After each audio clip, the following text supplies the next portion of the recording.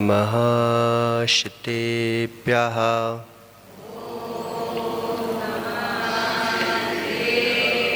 ॐ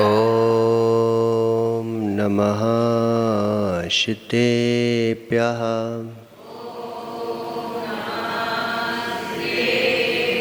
ॐ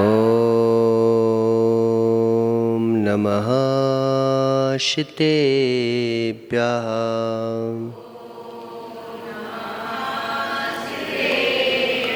वृद्धस्तिगाति कर्माणां केवलज्ञानभास्करा कुर्वन्तु जगतां शान्ति वृषभाद्याजिनेश्वरा तच्चैति परमज्योते शमं शमस्तनन्तपर्याये दर्पणतरेव सकला प्रतिपदार्थमालिका यत्र नमो अरिहन्ताणं नमो शीर्ताणं नमो आयरीयाणं नमो वज्रायाणं नमो लोये शब्शाहुणं। पंच परमेष्टि भगवान की, 1008 श्री आदिनाथ भगवान की, आचार्य भगवान अमरचंद स्वामी की, आचार्य भगवान गुरुवर विशुद्ध सागर जी महाराज की, 3 कम 9 कोटि मुनिराजों की।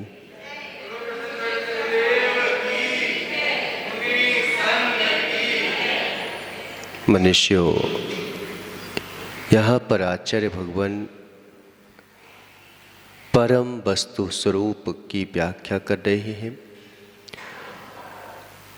प्रत्येक व्यक्ति दर्पण है।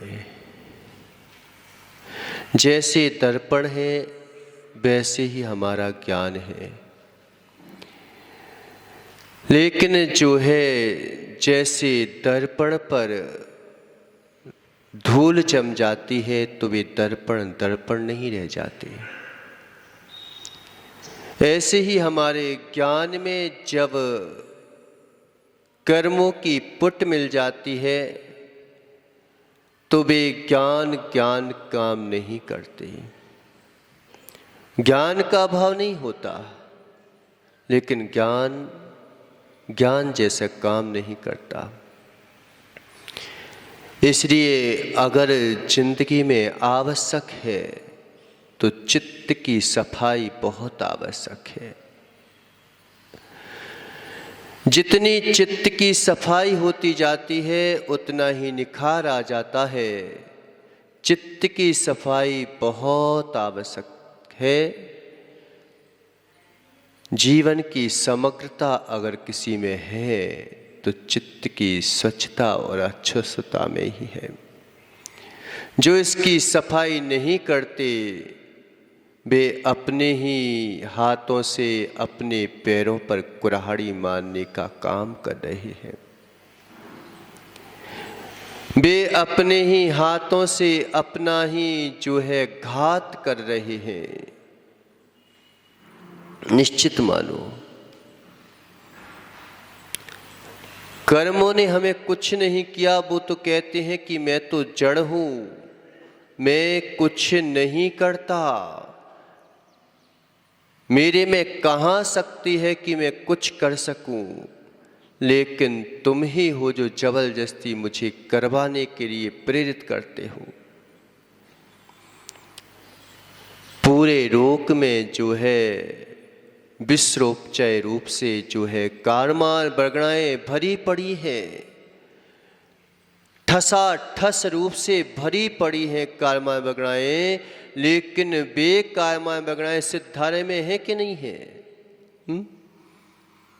सिद्धालय में भी वे ही कारमार बरगड़ाएं हैं। वहां पर निगोदिया जीव भी हैं, सिद्ध भगवान भी हैं, लेकिन उन्हें किंचित भी जो है वे कारमार बरगड़ाएं परेशान नहीं कर पा रही हैं। और हमें देखो तो हमेशा जो है परेशानी होती रहती है। ऐसा क्यों है? तुम निश्चित मानो नरेश भैया महावीर भैया तुम पुलिस स्टेशन में जाकर के खाना खाया हो, डर लगेगा क्या? आचार्य बताते हैं कि जहाँ स्कूल था वहीं सामने पुलिस स्टेशन था। हम स्कूल से छूटते थे और पुलिस स्टेशन की जो दीवार थी अंदर जाकर के और खाना माना खाए आते थे। लेकिन एक पुलिस वाले ने भी डंडा नहीं बजाया, बल्कि और सहयोग करते। वो तो कहने की आओ मेरे साथ खा लो, अगर नहीं राय हो तो आप बता दो, हम बनवा देते हैं। पुलिस मारती है क्या? लेकिन अपराध किया है फिर बैठ के बताओ पुलिस स्टेशन में।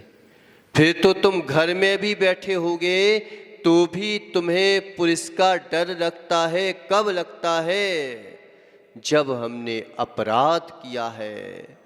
अपराध किया है तो तुम जंगल में भी बैठे रहो तो भी जंगल तुम्हें एक हवा चलेगी तो तुम्हें ऐसा ही लगेगा कोई आ गया।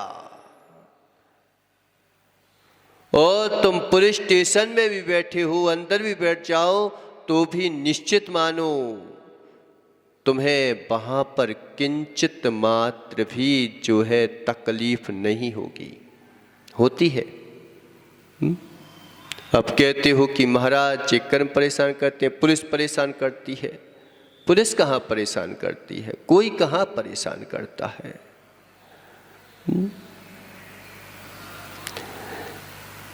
तुम्हारे लिए सुरक्षा के लिए, सैनिक के लिए सुरक्षा के लिए दी गई है बंदूक, और मालूम चला उसने अपने ही देशवासी के ऊपर पिस्तौल चला दी। बताओ अब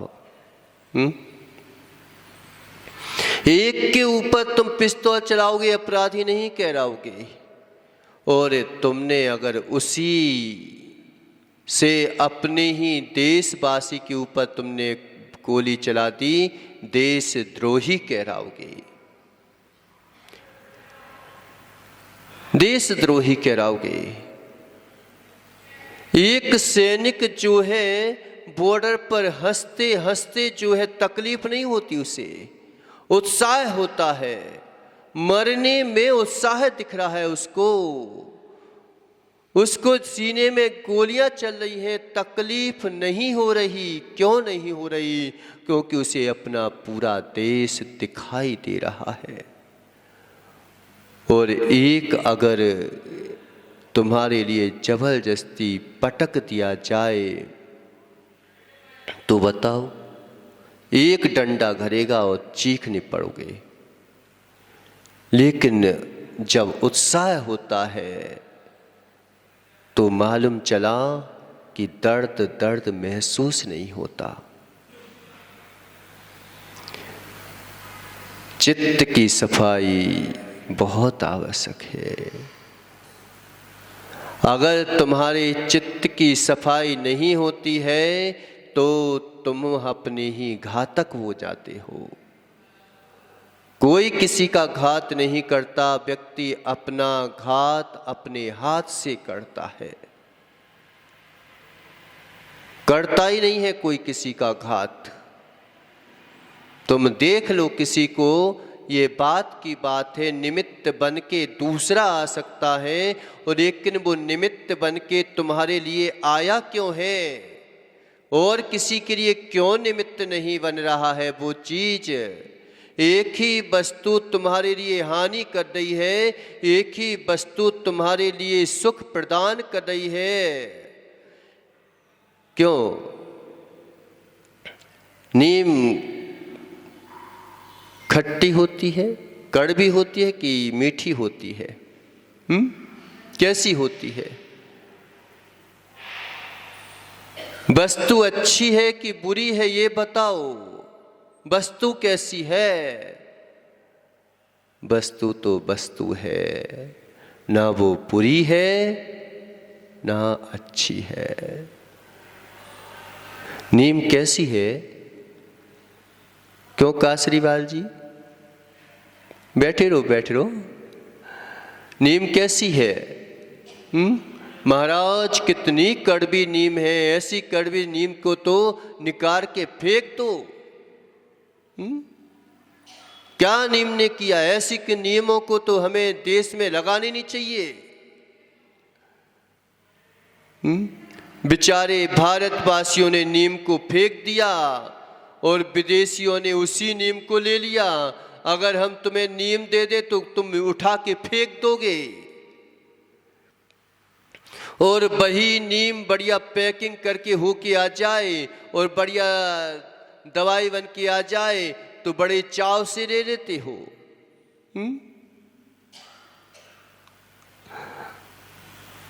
कई दवाइयां तुम मालूम से कि पैसे फ्री फूफट के दे रहे हो, दूने पैसे दे के दे रहे हो। तुम फ्री की दवाई थी तो कीमत नहीं कर रहे थे तुम। नीम कड़वी होती है कि मीठी होती है, ये तो राजस्थान है, राजस्थान है। कौन सा जहाज? राजस्थान का जहाज कौन कहलाता है?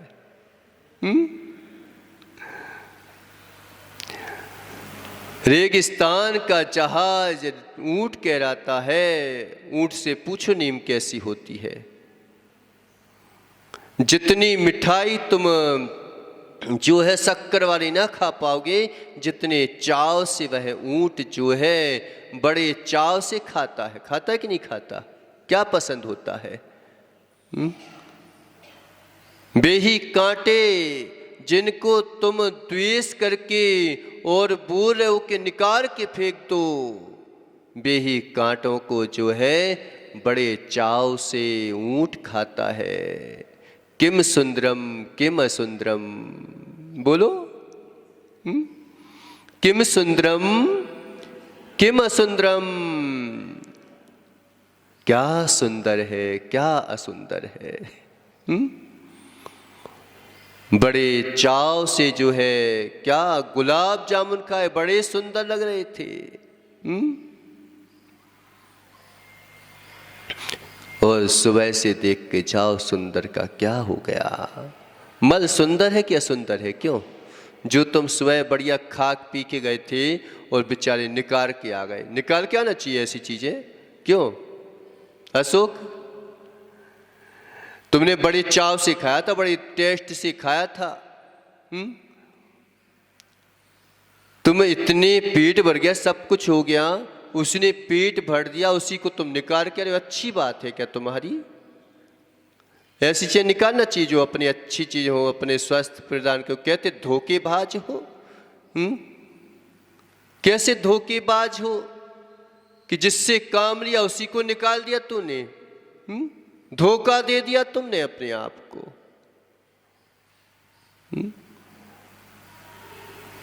क्यों धोखा दिया कि नहीं दिया?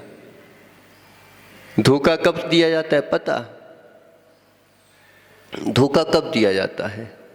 जिससे मित्रता की हो और मित्रता के नाम पर तुमने पैसे ले लिए और पैसे वगैरह ना दिए तो क्या कहलाओगे कि तू धोखेबाज है, मेरे को धोखा दिया है तूने।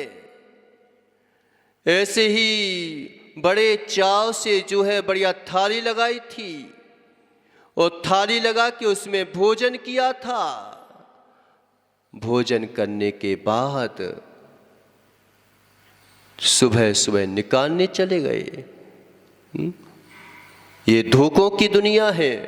बताओ तुमने धोखे किया कि नहीं किया? धोखा दे दिया तुमने। या तो खाते नहीं या निकालते नहीं, एक काम कर लेते कोई भी काम।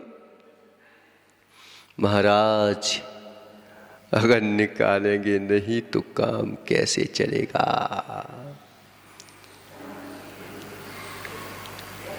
सच्चा सम्यक दृष्टि होता है, वो धोखे में भी मौका देख लेता है, आपदा में भी अवसर को खोज लेता है, और मिथ्या दृष्टि होता है, अवसर मिलने पर भी आपदा खड़ी कर लेता है।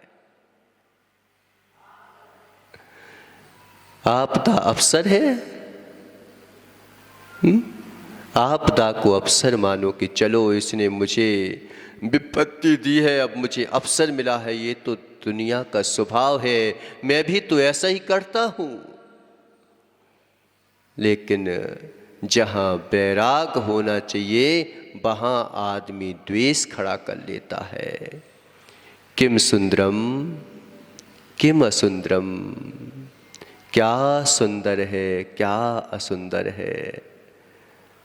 मल सुंदर है, देखना पसंद करते हो?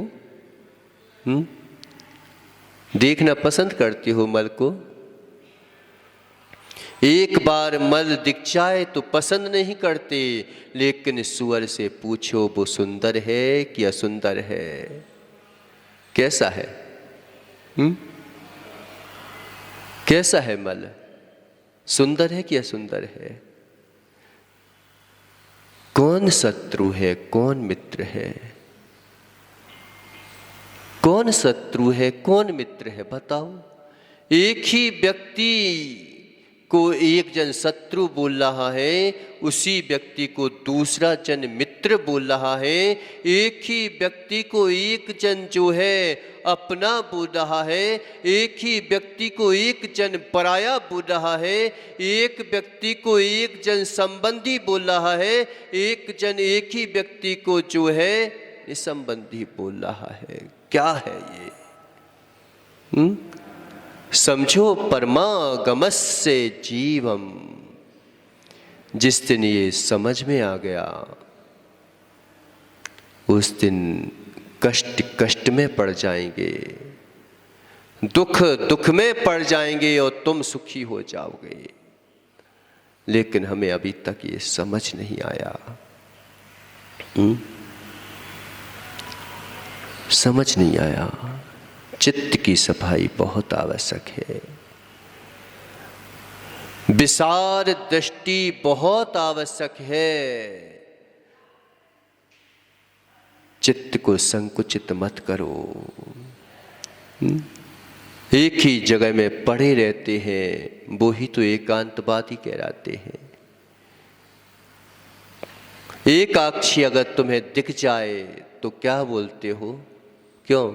सुबह से यात्रा के लिए निकले थे महावीर भैया, और एक आंख वाला दिख जाए, बताओ क्या बोलते हो?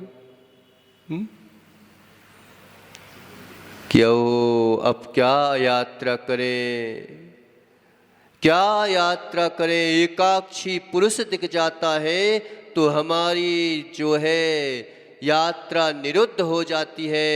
एकांत दृष्टि जहाँ पर दिख जाती है वहाँ पर जो है विसंवाद खड़ा हो जाता है।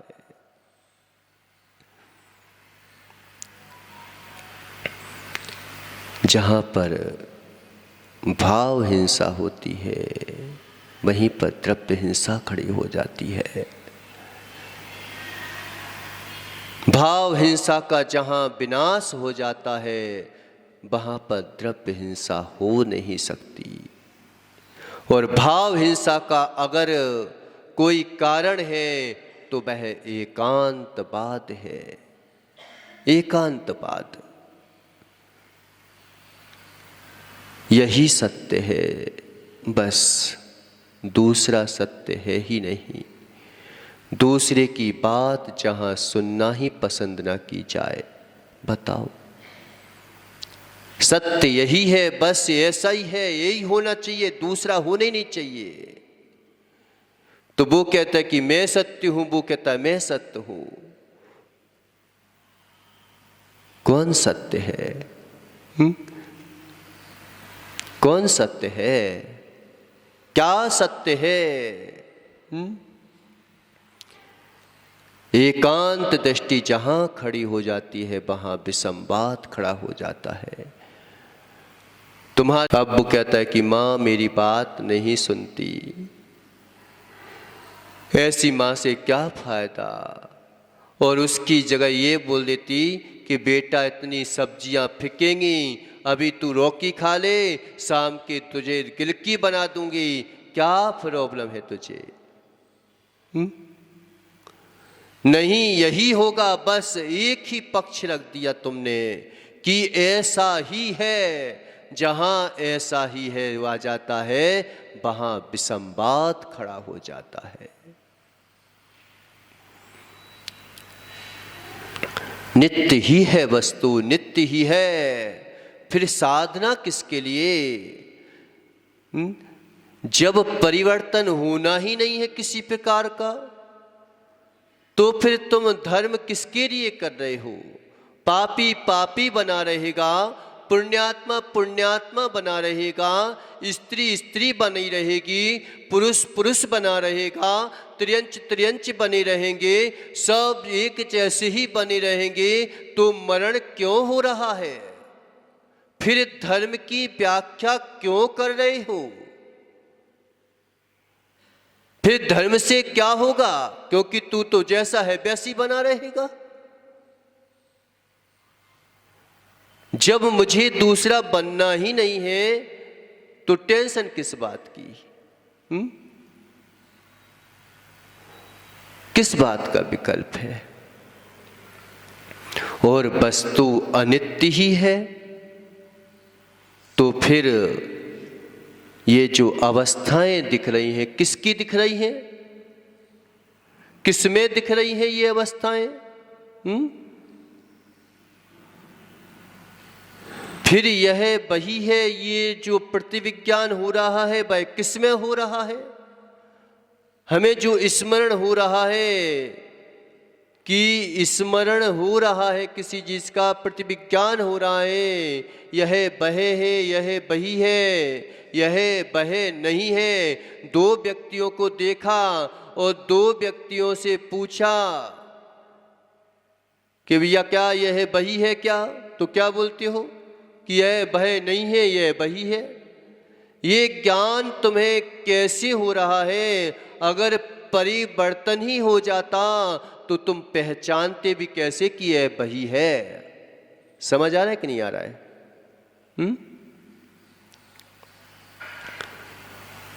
पूरी व्यवस्था वैसे ही चलती है, लेकिन मान्यता में हम मान लेते हैं। वस्तु अपने स्वभाव को नहीं छोड़ती, इसीलिए अशुद्ध होती है। वस्तु अपने स्वभाव को नहीं छोड़ती, इसीलिए अशुद्ध होती है। वस्तु अगर अपने स्वभाव को छोड़ दे तो किसी प्रकार से अशुद्ध होगी ही नहीं।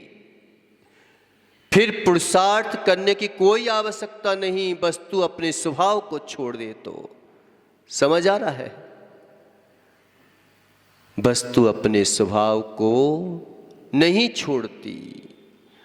पानी अगर अपने स्वभाव को छोड़ दे, दूध अगर अपने स्वभाव को छोड़ दे, तो या तो दूध पानी हो जाए या पानी ही दूध हो जाए। फिर गर्म करो तो अंतर क्या पड़ने वाला? कोई अंतर पड़ने वाला क्या? तुमने हल्दी में चूना मिला दिया, अगर हल्दी चूना हो जाए, चूना हल्दी हो जाए, तो बताओ लाल रंग पैदा होगा क्या?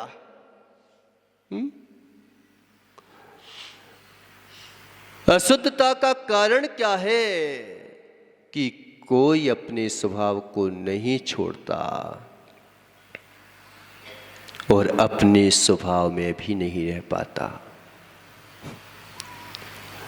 अपने स्वभाव में भी नहीं रह पाता और अपने स्वभाव को छोड़ नहीं पाता। इतनी धर्म की व्याख्या करने की क्या आवश्यकता है? तुम भले ही ये बोल दो कि हमें धर्म की आवश्यकता नहीं है, कितना ही बोल दो, लेकिन धर्म की आवश्यकता है, जबरदस्ती है तुम्हारे लिए। कितनी ही कोशिश कर लो, भाग जाओ तुम, लेकिन कहां भागोगे? किससे भागोगे? कब तक भागोगे?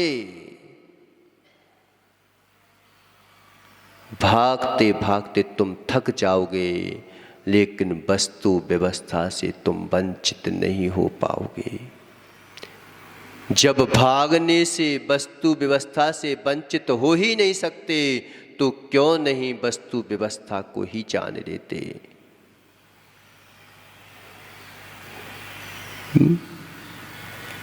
एकांत दृष्टि जहां खड़ी हो जाती है वहीं विसंवाद खड़ा हो जाता है। तुम एक हो कि अनेक हो? अनेकांत क्या कहलाता है और स्यादवाद क्या कहलाता है जानते हो? जैन सिद्धांत का मूल जड़ क्या है ये समझो। क्या है? क्या है बताओ तो सही। एक बात याद कर लो, कोई भी पूछे कि तुम जो हो संक्षेप में जो है धर्म को समझाना हो तो क्या बताओगे? क्या बताओगे अशोक भैया? क्या बताओगे जैन दर्शन को? बस अनेकांतवाद क्या होता है ये?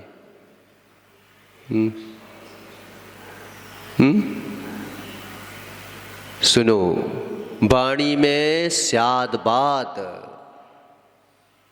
वाणी में स्यादवाद, दृष्टि में अनेकांत, चर्या में अहिंसा, यही जो है जैन सिद्धांत का मूल है। ताली बजा के निकाल दी। बोलो तो सही, याद तो कर लो। कि वाणी में स्यादवाद, अनेकांत को प्रदर्शित कैसे करोगे? कभी कभी हम एकांत से प्रदर्शित करते हैं लेकिन वह भी अनेकांत होता है। हमारे यहां ही भी होता है, हमारे यहां भी होता है। कहीं कहीं पर ही लगाता है, कहीं कहीं पर भी लगाते हैं। जब प्रमाण की व्याख्या होती है तो वहां पर भी से होती है और नए की व्याख्या होती है वहां पर ही से होती है।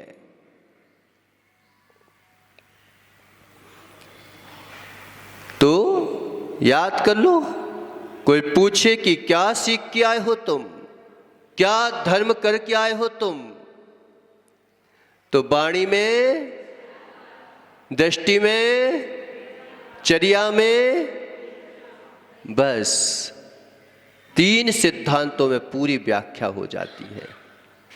लेकिन इतना सरल नहीं है उसको समझ पाना। वाणी में स्यादवाद है। अनेकांत और स्यादवाद में क्या अंतर है? एक द्योत है, एक द्योतक है, एक प्रकाश है, एक प्रकाशक है। अनेकांत दृष्टि प्रकाशक है। अनेकांत दृष्टि को कैसे बताया जाए, कैसे प्रदर्शित किया जाए, तो उसके लिए स्यादवाद है, स्यादवाद है। यही जो है मूल सिद्धांत है। अनेकांत यानी क्या होता है? अनेकांत यानी, अनेक यानी एक से ज्यादा, 2 भी हो सकते हैं, अनंत भी हो सकते हैं। और अंत यानी क्या होता है? अंत यानी धर्म, अंत यानी गुण। तो इससे बनता है अनेकांत। जब हम धर्म दृष्टि से लेंगे तो अनेक का अर्थ 2 लेंगे कि 2 परस्पर विरुद्ध धर्म एक ही वस्तु में होते हैं। वो नित्य भी है, अनित्य भी है, एक भी है, अनेक भी है, भिन्न भी है, अभिन्न भी है। ये सब क्या है? अनेकांत। जो यहाँ पर अनेक का अर्थ 2 लेते हैं और अंत का अर्थ धर्म लेते हैं कि 2 परस्पर विरुद्ध धर्म, अनंत तो सभी लोगों ने मान लिया, लेकिन 2 परस्पर विरोधी धर्म, तू नित्य है कि अनित्य है? क्यों? तुम नित्य हो कि अनित्य हो, एक हो कि अनेक हो? कैसे हो तुम? प्रकाश भैया, तुम एक हो कि अनेक हो?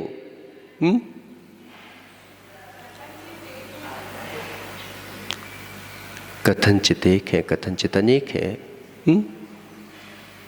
देखो कि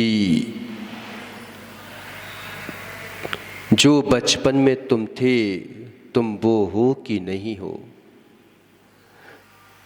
जो बचपन में थे, अभी तो हम पर्यायों की बात नहीं कर रहे हैं, अनंत पर्याय निकाल दें, लेकिन हम तो ये बोल रहे हैं कि तुम जो बचपन में थे वह हो कि नहीं हो। अभी तुम वह हो कि नहीं हो। ऐसे कैसे है भी कि नहीं है, क्या है उसमें? किस अपेक्षा से हो, किस अपेक्षा से नहीं हो। अगर तुम वही हो तो वैसी हरकतें क्यों नहीं कर रहे? पहले तो लघु शंका करता था और उसी में हाथ डाल लेता था और मचा लेता था और मुंह में हाथ डाल लेता था। करते हो ऐसी हरकतें अब? करके दिखाओ। पहले घोड़ो चलता था, अब घोड़े चढ़ के बताओ। तुम चढ़ के बताओ एक बार कैसी हो तुम, वही हो और वही नहीं हो क्या? अगर वह नहीं हो तो हो कौन तुम? फिर कैसे परिचय दोगे कि मैं, ये मेरी 10वीं क्लास की मार्कशीट है, मेरी 12वीं क्लास की मार्कशीट है, ये मेरी पहली क्लास की मार्कशीट है?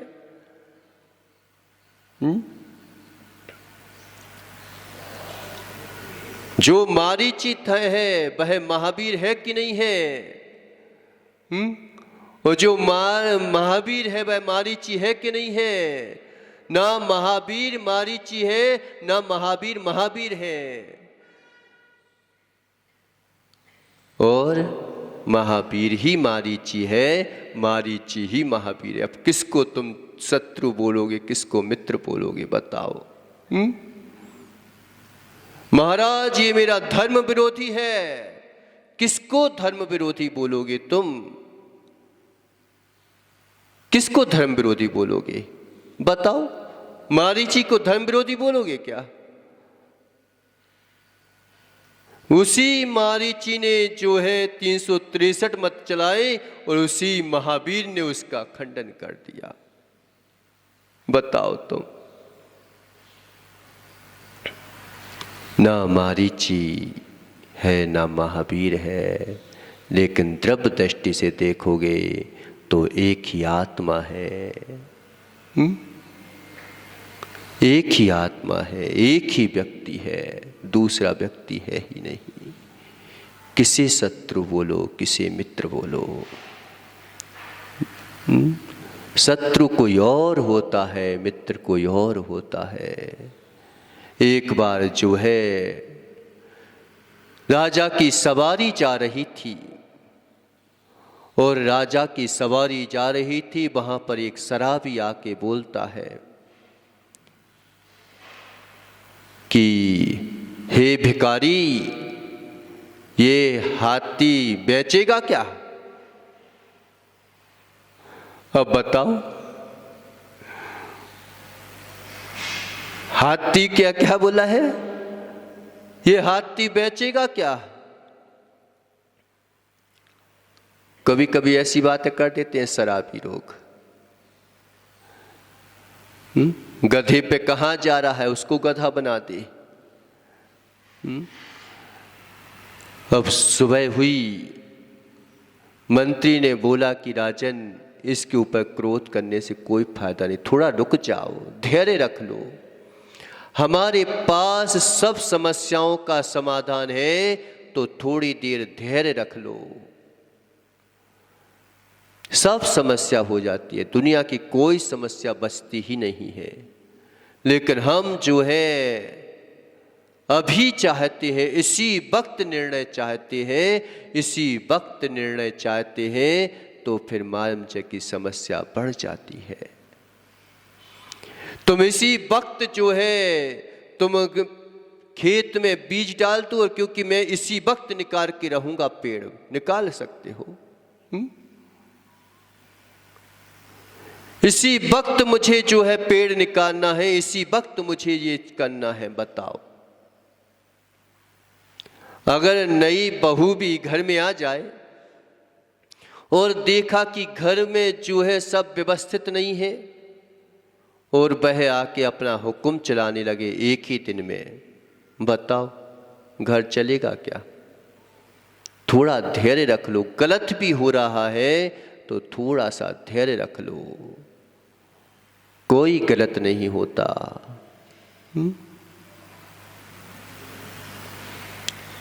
कोई ने मुनिराज के ऊपर उपसर्ग भी कर दिया, वो धैर्य रख लेते हैं।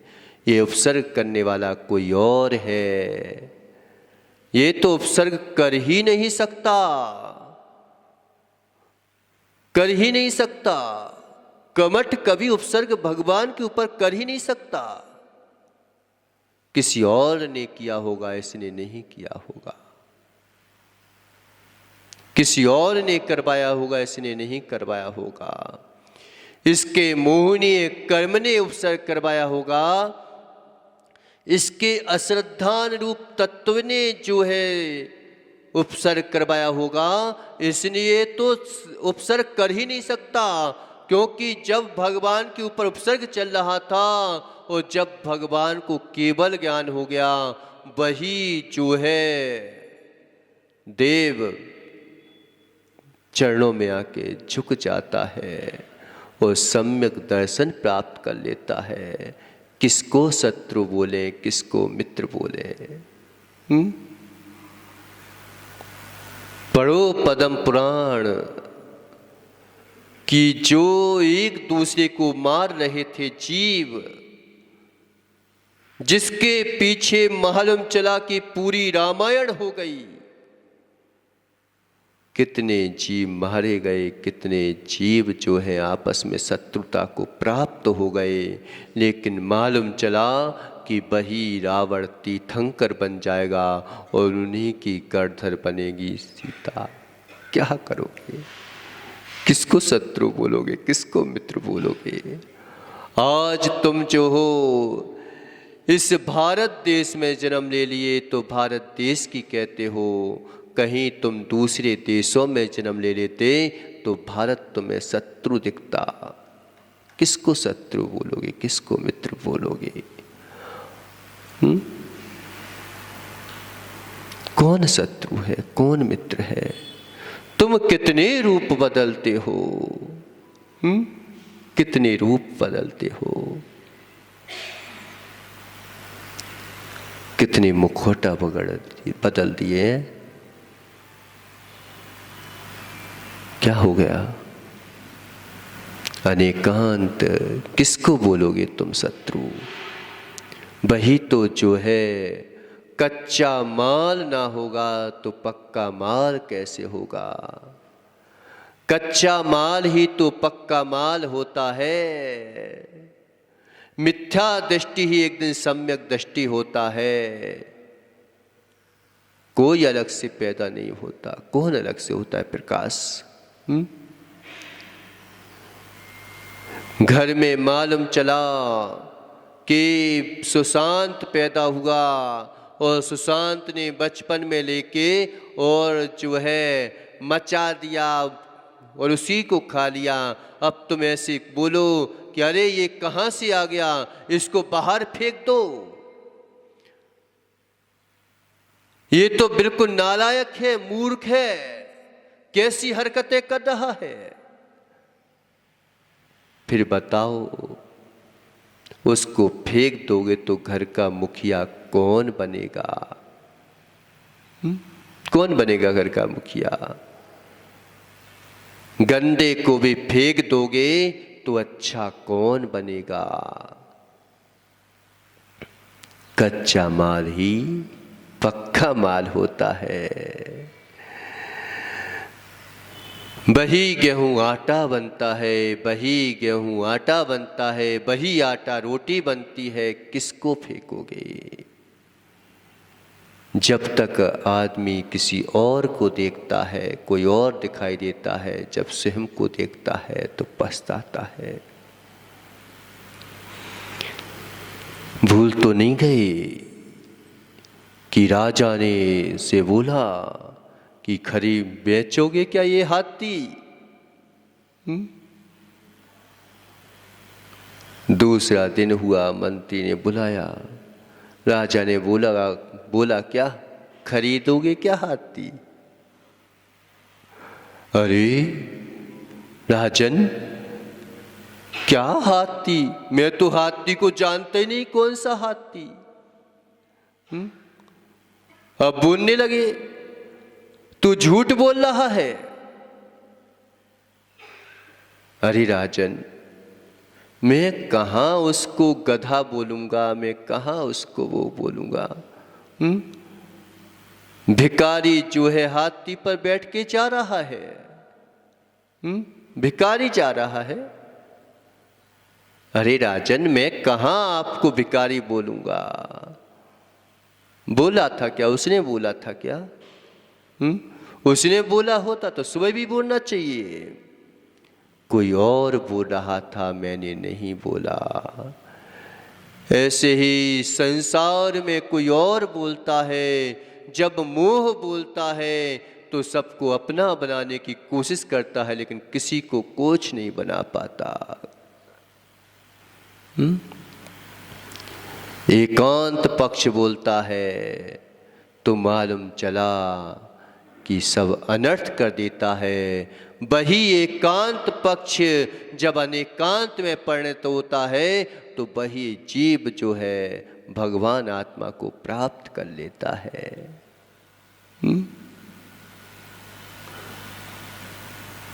कर लेता है, कोई अलग से नहीं होता। जब तक हम ये मानते थे यह सही है, दूसरे की सुनना पसंद नहीं करते, दूसरे की सुनना पसंद नहीं करते। एक ही बात सही है, दूसरी तो गलत है। दूसरा करता है मैं ही सही हूँ,